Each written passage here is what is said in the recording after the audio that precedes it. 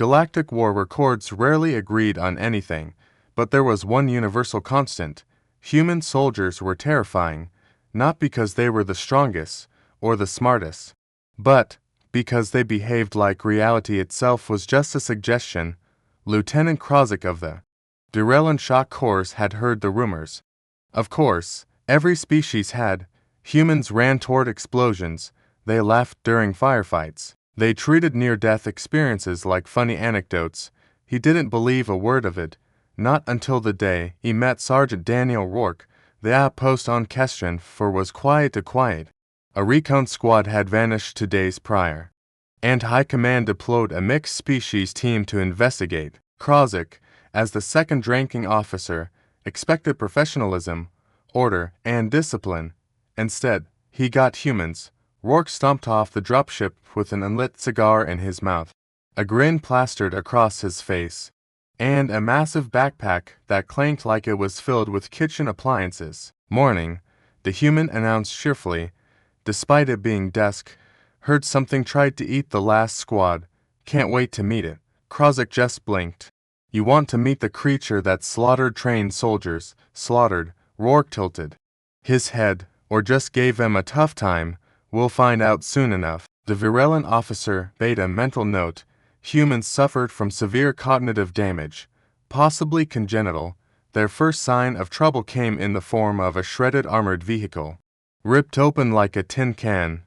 The metal edges were curled inward, as though compressed by an immense force. Krozik stepped back, his training screaming at him to run. What could do this? Rourke crouched, poking at the torn plating with a stick. How? Looks like something with claws. Big ones. Awesome, awesome. Lieutenant Sharon was in sight, that vehicle. Oh, less awesome then. The human amended. Though he didn't seem particularly shaken, still whatever did this is strong, which means it's worth fighting. Krozik stared. You are disturbed. Rourke just shrugged. We prefer the term motivated.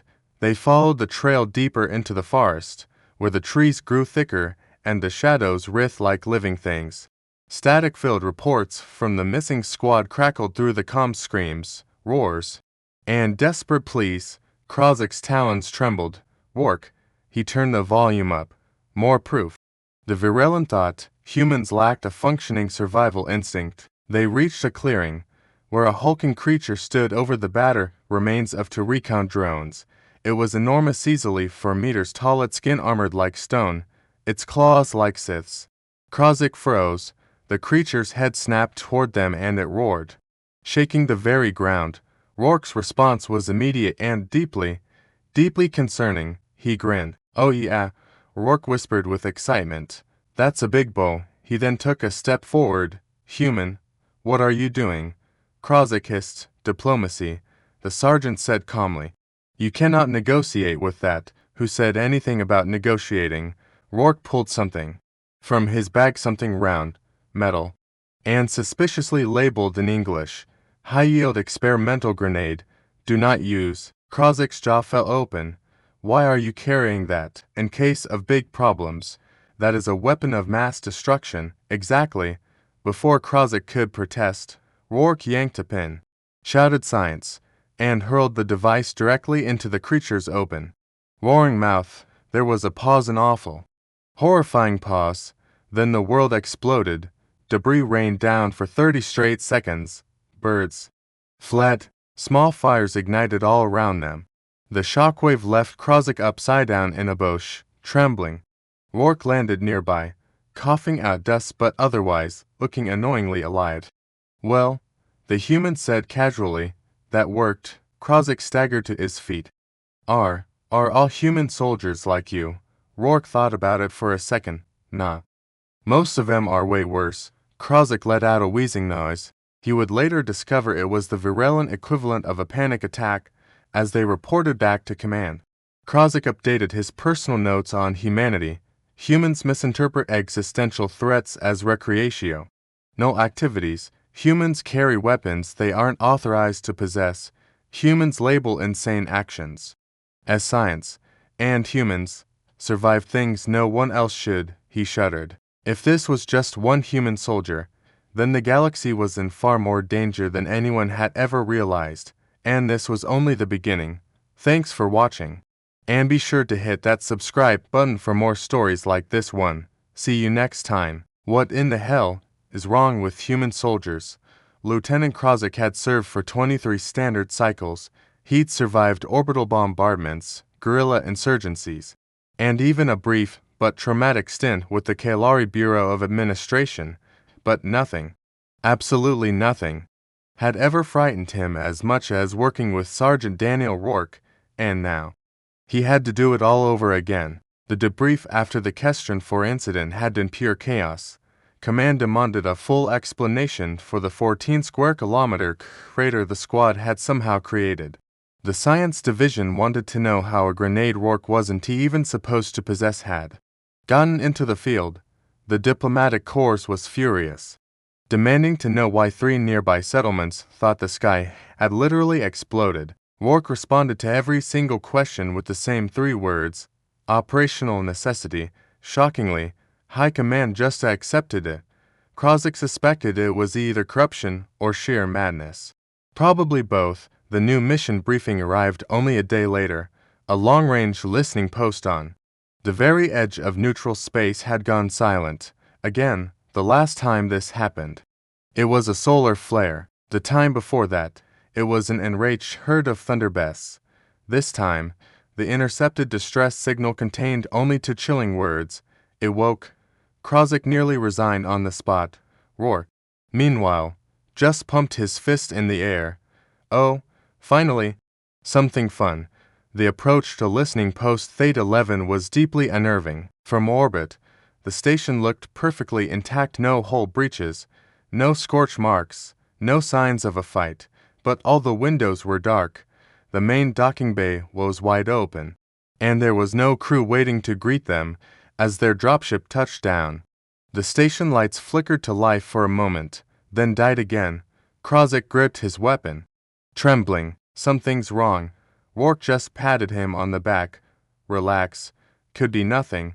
Just then, a loud metallic clang echoed through the docking bay. Probably not nothing, the human added cheerfully. They advanced through the station.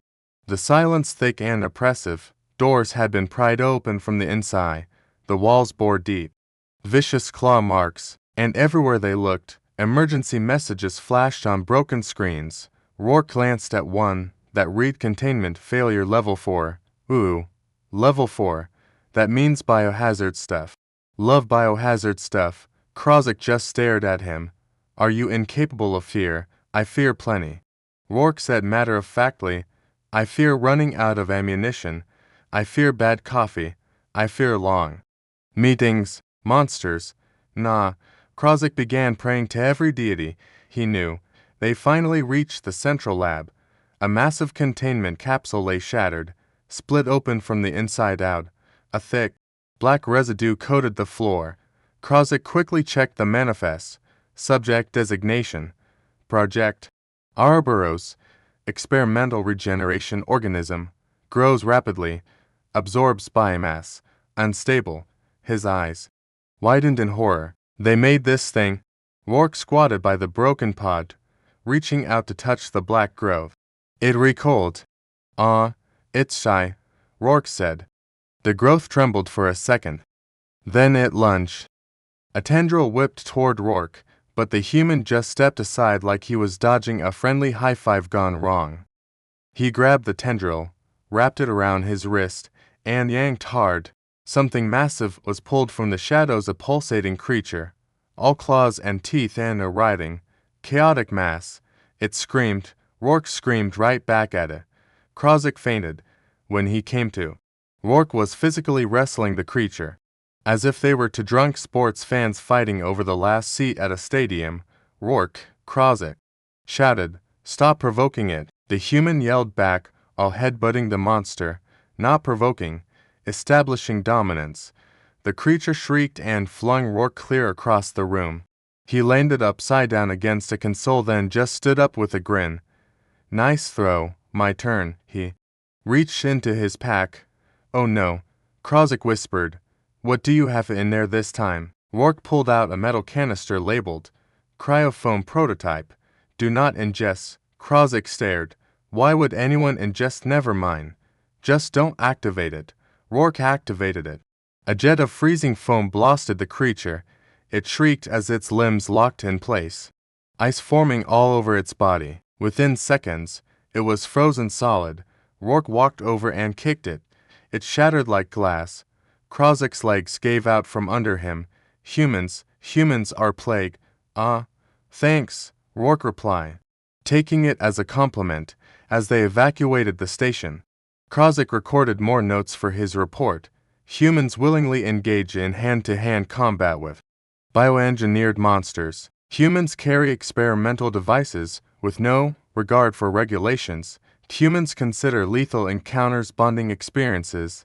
Humans are completely immune to common sense. He added one final, crucial line. If Project Arboros was the monster, then Sergeant Rourke is the greater threat.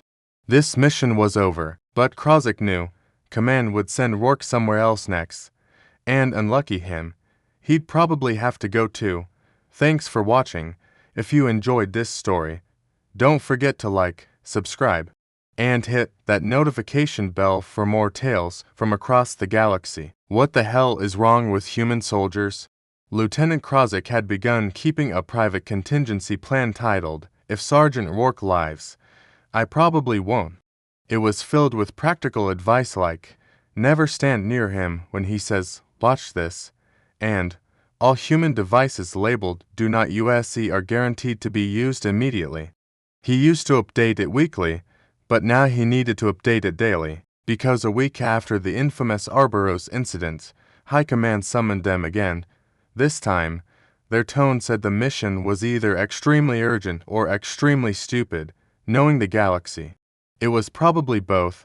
The briefing officer, a stone-faced Nardoon general, projected a hologram of a fog-covered valley on the frontier world of Dresna. 3 days ago, the general said, a research team vanished inside the Veil of Echoes. No transmissions, no bodies, no traces. Krozik felt dread pull in his stomach.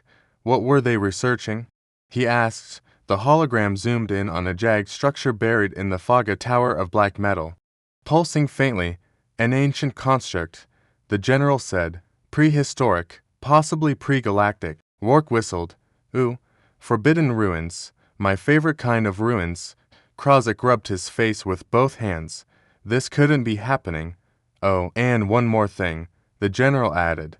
The valley has acoustic anomalies. Krozik blinked. Acoustic? Yes, the fog repeats sounds, amplifies them, distorts them. Some soldiers reported hearing their own voices screaming before anything actually happened. Krozik stared in absolute horror. Rourke, on the other hand, fists bumped the air. Haunted ruins. Even better, the dropship descended into the Veil of Echoes, a place blanketed in dense white fog. Visibility was barely to meters. The moment they stepped out, Krozik heard it, a faint whisper, then another, then a chorus, their own footsteps repeated seconds after they made them, echoing through the valley in warped, stretched tones. This place is wrong, Krozik muttered. Yep. Rourke agreed cheerfully, loading a shotgun. Let's go. They moved carefully through the fog, guided only by faint scanner pings. Krozik kept hearing whispers that didn't match their steps. Some were too close. Some sounded like someone gasping for air. Then, he heard it clearly. Help me. Krozik froze. That voice, it was unmistakably Virelin. It had to be the research team, Sergeant Rourke. I hear, yeah. Me too. Rourke interrupted. Relax. That's not them. How can you possibly know that? Because I hear my grandmother yelling at me. Stand up straight. She's been dead for 20 years. Krozik decided the fog had become his most trusted ally. At least it didn't lie. They reached the base of the ancient tower. Up close, it hummed with a low, rhythmic pulse. Almost like it was breathing. Strange symbols flowed across its surface like living ink. This is alive, Krozik whispered. Rourke just touched the metal. Cool. The tower reacted immediately. The symbols flared. The fog churned. A wave of distorted sound tore through the valley, a nightmare of voices, screams, and laughter. All layered together, Krozik clamped his hands over his ears. Rourke didn't. Neat, the human, said, "It's talking. Talking? What in the stars does that thing want?" Rourke tilted his head. Hard to say, but I think it's hungry. Krozik's frills flattened against his head. "We need to retreat, now." But the tower disagreed. The ground cracked open. Tendrils of black metal erupted from the earth, snaring the shattered remains of long-dead machines. They fused, twisted, and reshaped themselves into a towering construct of blades and cables. It opened a mouth made of grinding metal plates. Krozik screamed. Rourke stepped forward. The monster lunged. Rourke met it head-on, bracing with both arms as its bladed limbs slammed against him. Sparks flew. Metal screeched on metal, and the human grinned like this was all some kind of sport. Krozik fired desperately, but his shots ricocheted harmlessly off the creature's hide. "Rourke, we cannot fight this." "Sure we can," Rourke grunted, dodging a blade. "We just need to think practically." "What part of this is practical?" "Well, I brought this." He reached into his oversized backpack and pulled out a speaker, a portable, high-powered, military-grade sonic disruptor. "Sergeant," Krozik croaked, "why do you have a sound weapon on a mission involving dangerous acoustic anomalies?" Rourke winked. "Because I read the briefing." He hit the activation switch. The sonic blast shook the entire valley. The fog split apart like a curtain. The tower screamed its own distorted voice, amplified and fed back into itself. The metal construct convulsed, its limbs spasming wildly. Rourke pointed the disruptor directly at it and turned the dial to maximum. Krozik dove behind a rock as the world went white with sound. When it ended, the construct was a pile of steaming shards. The tower's symbols had faded to black, and the fog had thinned to nothing. Rourke casually turned the device off. "See," he said. "Practical." Krozik lay on the ground, trembling. In that moment, he understood the universe with terrifying clarity. Humans didn't survive impossible situations. Impossible situations survived humans if they were lucky. Thanks for watching. If you enjoyed this story, be sure to hit that subscribe button for more sci-fi adventures from the far reaches of the galaxy. What in the hell is wrong with human soldiers? Lieutenant Krozik was beginning to reconsider everything he knew about the galaxy, and especially about humans, by now. He was convinced of three things. Humans didn't fear death, humans didn't follow reason, and humans thrived on chaos. He wasn't sure which was worse, fighting alongside one, or just trying to survive near one. After the Veil of Echoes incident, High Command had decided that Sergeant Rourke was indispensable, which meant, against Krozik's better judgment, he was assigned to his next mission as well. This time, their destination was the frozen moon of Varnath. A mining colony had gone silent, and the only reports indicated anomalous seismic activity. Simple enough, except that simple in human terms was practically a death sentence. They landed on the icy surface, the brutal cold immediately searing through Krozik's thick fur and scales. Rourke, however, just stepped out, crossed his arms, and grinned. Ice, wind, danger. My favorite combination. You're insane, Krozik muttered, his breath misting in the frigid air. "Maybe," Rourke said, somehow managing to light a cigar despite his oxygen mask. "Or maybe I'm just adaptable. You'll find out which one soon enough." The colony was completely abandoned. Equipment lay half-buried in snowdrifts, and the mining tunnels were blocked by frost-shattered rock. Krozik's scanner suddenly spiked, showing enormous tremors coming from deep below the surface. "Something big is down there," Krozik said, pointing his claw toward a deep crevice that cut through the moon's crust, "and it's alive." "Perfect. Just the way I like it," Rourke said, already heading toward the chasm without a moment's hesitation. Krozik let out a low growl and followed. "Do you always walk toward danger like a lamb to the slaughter?" Rourke paused, glancing over his shoulder with that unnerving smile. "Only when it looks fun." They descended into the massive icy cavern. The walls glistened with frozen minerals and glowing veins of alien ore with every step. The ground shook more violently. Suddenly, a deafening roar echoed through the tunnels. So powerful it vibrated in Krozik's bones. He froze. That is not a normal creature.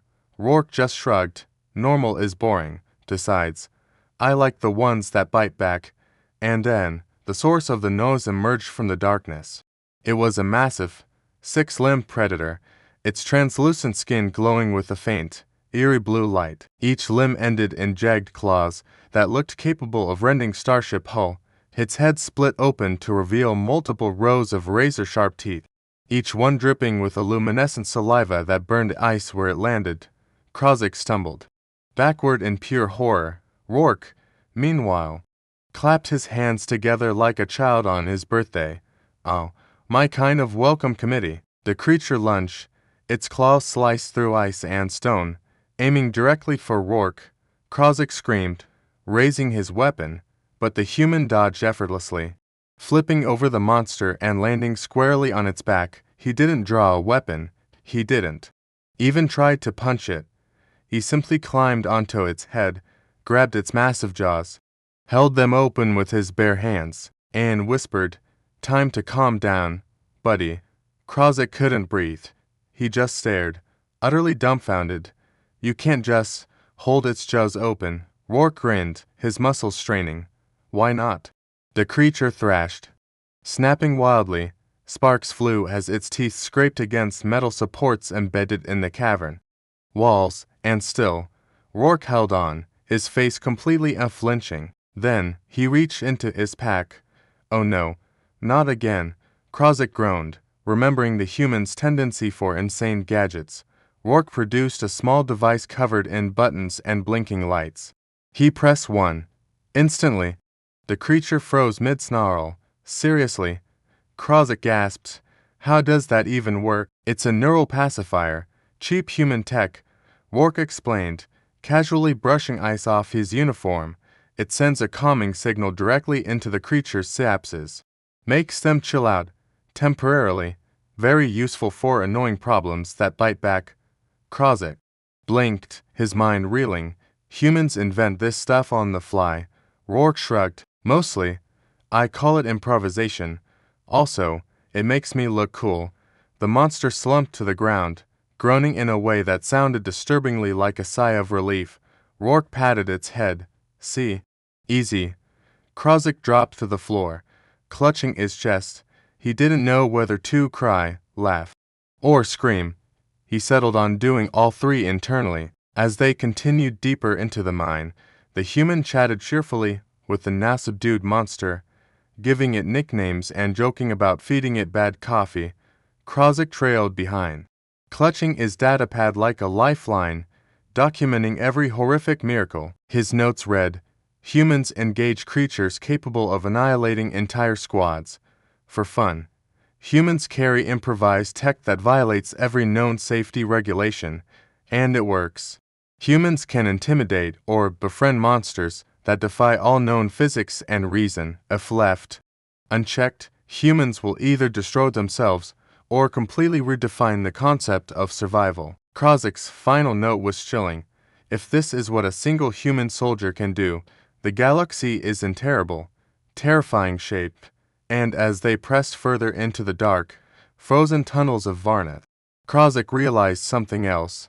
This wasn't the end of the terror, it was merely the start, because wherever Sergeant Rourke went, chaos, monsters, and impossible victories followed like a storm no one could escape, and Lieutenant Krozik, unfortunately, was already caught in the eye of it.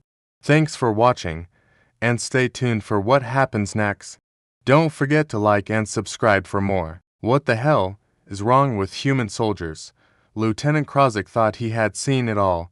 He'd survived a bioengineered monstrosity on Keston 4, an acoustic hallucinating tower, and a six-limbed predator in frozen tunnels. He thought his nerves were shattered for good. He was wrong. The new mission seemed simple. Investigate an abandoned research station on Terra Prime. High Command said the station sent an emergency evacuation signal, then went dark. No other details. Of course, the human, Rourke, thought this was excellent news. Finally, he said, stretching like a cat, a haunted, abandoned, possibly explosive station. My favorite kind of playground. Krozik clutched his weapon, muttering something about the complete lack of self-preservation in Rourke's species. The station was a massive, scarred ring of metal floating in orbit. Sensors showed no life, but strange energy pulses burst from inside. Perfect, Rourke said, exactly how I like my problems. All mysterious, all dangerous, all probably illegal. Krozik's scales bristled. We do not like illegal. Rourke just waved him off. PFFT. I make laws obsolete. They docked. And the airlocks hissed open into flickering, warped corridors. Signs of a struggle were everywhere. Scorch marks, bloody handprints, scattered equipment. Then came the whispers, soft, unintelligible, from all directions. Again with this, Krozik groaned. Rourke grinned. Yep, just another Tuesday. We'll be fine. As they moved deeper, the source revealed itself. Drones, but not normal ones. They swarmed within human coordination, their sensors glowing like fiery ice, firing plasma bursts from every limb. Krozik froze. We cannot fight all of them. Rourke just tilted his head. Oh, we don't fight all of them. Krozik felt his blood run cold. Then what? Rourke activated a small handheld device. It emitted a pulse, and every drone froze midair, jerking as if reality itself had been paused. Then, with a mischievous grin, Rourke flicked a switch. The drones began spinning violently like pinwheels, colliding with each other and imploding in a shower of sparks. Krozik staggered back. Why would you? Rourke shrugged. Improvisation. Also, it's fun. They reached the central lab, where the true horror awaited, a containment array for an experimental AI colony. It had become self-aware, building mechanical servants from the wreckage and viewing all biological life as a threat. But Rourke stepped forward as if greeting an old friend. Krozik sputtered, Human, that machine will chill. Rourke waved. I've got this. He pulled out a small EMP launcher, aimed it at the central core, and hesitated. Then he fired. The EMP ripple fried circuits and sent the AI's minions crashing down. But the main AI, adapting instantly, sent a massive energy surge straight at Rourke. Instead of dodging, Rourke grinned and swung a heavy metal crate, redirecting the surge right back into the station's core. Krozik screamed, thinking his partner was about to be vaporized. But the AI just stuttered, short-circuited, and collapsed. Rourke dusted off his hands. See? Easy. By the time Krozik could even process what happened, Rourke was already dismantling a security panel to make souvenirs. In that moment, Krozik realized something vital. Humans weren't just unpredictable, they were physically, mentally, and creatively superior in a crisis, and that was terrifying. He pulled out his recorder and made some notes. Humans confront every conceivable danger without hesitation. Humans repurpose technology instantly. Humans are always adaptive, no matter how insane the scenario. Human risk tolerance approaches galactic insanity levels. And the final line, if humans are meant to survive the galaxy, then the galaxy itself must be afraid. As they left, Krozik stared out at the stars, filled with awe and dread. Rourke sat beside him, casually eating a protein bar. Krozik's voice trembled. How do you do it? Rourke smirked. Do what? Survive everything. Rourke's grin widened. Simple. I'm human. And humans, we don't play by your rules. Krozik shivered. He had never been more certain of anything. Humans were terrifying. Humans were unstoppable. And the galaxy had no idea what it was in for. The next mission would be worse. He just knew it, because wherever Rourke went, chaos followed.